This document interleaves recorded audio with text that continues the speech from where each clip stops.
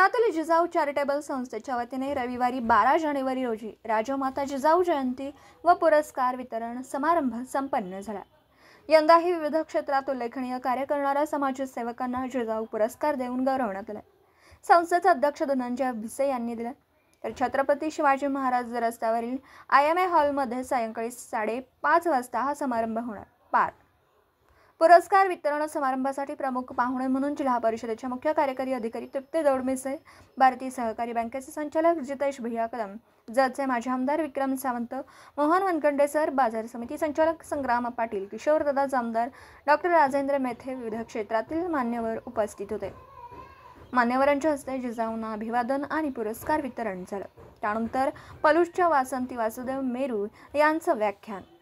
जिजाऊ संस्थेच्या वतीने जिजाऊ आदर्श माता पुरस्कार यंदा माजी नगरसेवक संजय मेंढे यांच्या मातोश्री श्रीमती काशीबाई नायकू मेंढे यांना तृप्ती दौडमिसे यांच्या हस्ते, सांगलीतील संवादिनी ग्रुपच्या प्रमुख व समुपदेशक अर्चना मुळे यांना जिजाऊ सामाजिक पुरस्कार, जितेश कदम शहरातील प्रसिद्ध बसाप्पा हलवाईंच्या संचालिका श्रीमती रेखा शंकरराव चौगुले यांना, तर जिजाऊ उद्योजकता पुरस्कार जितेश कदम तरुण भारतचे तालुका प्रतिनिधी व ज्येष्ठ पत्रकार KK जाधव यांना, कैलासवासी नामदेवराव भोसले स्मृती पुरस्कार विक्रम सावंत, डॉक्टर रणजित शरद चिळगुपकर यांना, तर जिजाऊ वैद्यकीय सेवा पुरस्कार विक्रम सावंत देऊन गौरवण्यात आला।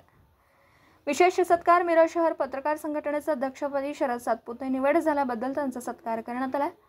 IMA हॉलमध्ये यावेळी असंख्य नागरिक व हितचिंतक, पुरस्कार विजेत्यांचे नातेवाईक, मित्र परिवार उपस्थित होता। सर्वप्रथम मी जिजाऊ जयंतीच्या निमित्ताने, स्वामी विवेकानंद जयंतीच्या निमित्ताने आपल्या सर्व महाराष्ट्रातील भारतातील नागरिकांना शुभेच्छा देतो।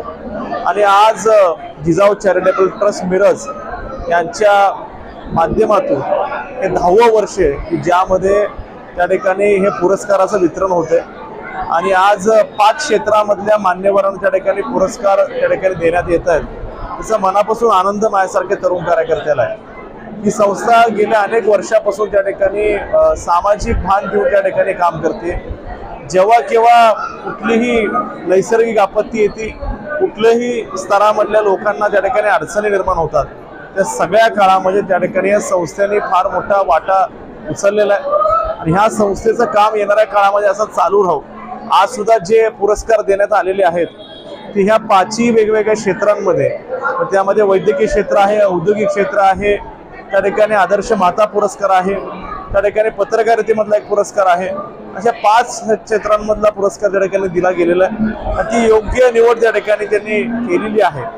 खरं तर यातून लोकांना प्रेरणा मिळते आणि जिजाऊ जयंती हे एक निमित्त त्या ठिकाणी लोकांना पुढे प्रेरणा देईल ह्या दृष्टिकोनातून ह्या जिजाऊ चॅरिटेबल ट्रस्टने त्या ठिकाणी विचार केलेला आहे आणि अतिशय स्तुत्य उपक्रम त्यांच्या माध्यमातून राबवला जातो आणि ह्या कार्यक्रमामध्ये सातत्याने आम्ही सगळे त्यांच्या सोबत आहोत आणि येणाऱ्या काळामध्ये सुद्धा राहू ही त्या ठिकाणी ग्वाही देतो।